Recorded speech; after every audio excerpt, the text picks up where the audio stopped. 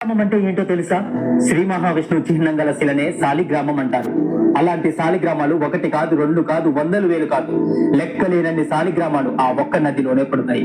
మరెక్కడ దొరకబోయి? ఆ నది పేరే గండకీ నది. మరి గండకీ నదిలోనే ఈ శాలిగ్రామాలు పుట్టడం వెనుక ఒక కథ దాగి ఉందని మీకు తెలుసా? గండకీ నది నదిగా మారడానికి ముందు ఒక అందమైన స్త్రీ, ఆమె అందాల వేశ్య.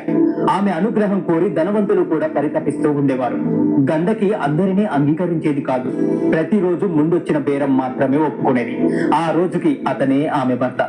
రెండో మనిషికి, రెండో బేరానికి ఒప్పుకునేది కాదు.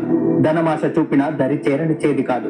ఆమె తల్లి గండకిని మార్చాలని ఎన్నో విధాలుగా ప్రయత్నించింది, కానీ చివరికి విఫలమైంది.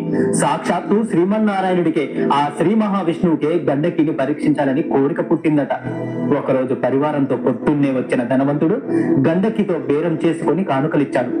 అలవాటుగా గండకి అతనికి స్నానం చేయించాలని దుస్తువులు తీస్తే అతని ఒంటి నిండా దుర్వాసన వచ్చింది. అతని ఒళ్ళంతా పుండ్లు పుట్టాయి, ఈగలు ముసిరాయి. కుష్టి వ్యాధి ఉందని కూడా గ్రహించింది. అతని ఒంటికి సంపంగి తైలం పూసింది. గోరు వెచ్చని నీళ్లతో స్నానం చేయించింది. చేనేత వస్త్రాలు చుట్టింది. చక్కని భోజనం పెట్టింది. అదే కంచంలో తాను కూడా తిన్నది. పక్క మీదకు చేర్చింది. విసురుతూ కూర్చుంది. జ్వరంతో అతడు రాత్రికి రాత్రే ప్రాణాలు వదిలాడు. అప్పటి ఆచారం ప్రకారం సహాగమనానికి పూనుకుంది. తల్లి, బంధువులు తల్లడిల్లినా ఆగలేదు గండకి. తాలి కట్టిన భార్యలా తల్లడిల్లిపోయింది. తనుగును చాలించాలనుకుంది. ఉన్న ధనమంతా పేదవాళ్లకు పంచిపెట్టింది. దాన ధర్మాలు చేసి దహన కార్యక్రమానికి శవం వెంట మేళ తాళాలతో వెళ్ళింది. శ్మశానంలో చితి పేర్చింది. ఆ శవానికి తానే నిప్పంటించింది. తాను కూడా చివరికి చితిలోకి దూకింది. చిత్రమేంటో తెలుసా? ఎగిసిన మంటలు మల్లెపూలయ్యాయి. కాలిన కట్టెలు మల్లెపూలయ్యాయి. లక్ష్మి సమేతంగా శ్రీ మహావిష్ణువు ప్రత్యక్షమయ్యాడు. గండకి చూస్తూనే ముగ్ధురాలయ్యింది. చేతులు జోడించి శ్రీమన్నారాయణుడికి నమస్కరించింది. శ్రీ మహావిష్ణువుని కన్నీళ్లతో కీర్తించింది. కీర్తిస్తూ నారాయణుడి కాళ్ళు కడిగింది. గండకి పవిత్రతకు నారాయణుడు, ఆ శ్రీ మహావిష్ణువు పరవశించిపోయాడు. ఆమె నియమ నిబంధనలకు నిర్ఘాంతపోయాడు. ఆమె నిశ్చలతకు చలించిపోయాడు. ఆమె నిష్టకు ఇష్టపడ్డాడు ఆ శ్రీమన్నారాయణుడు.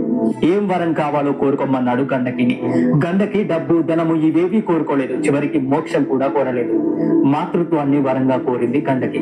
శ్రీ మహావిష్ణువుని తన కడుపున కొడుకుగా పుట్టాలని కోరింది గండకి. తత్ఫలితమే మరు జన్మలో గండకి గండకి నదిగా పుట్టింది. నది కడుపులో శాలిగ్రామాల రూపంలో సాక్షాత్తు ఆ శ్రీ మహావిష్ణువు పుట్టి పూజలు అందుకున్నాడు.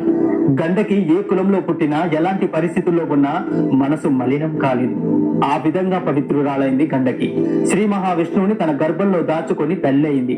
కృతయుగాన జరిగిన ఈ సంఘటన ఈ కలియుగానికి గండకి కథ నిలిచిపోయింది. ఓం నమో నారాయణాయ. మీకు ఈ వీడియో నచ్చితే ఓం నమో నారాయణాయ అని కమెంట్ చేయండి. ప్లీజ్ ఛానల్ ని సబ్స్క్రైబ్ చేసుకోండి.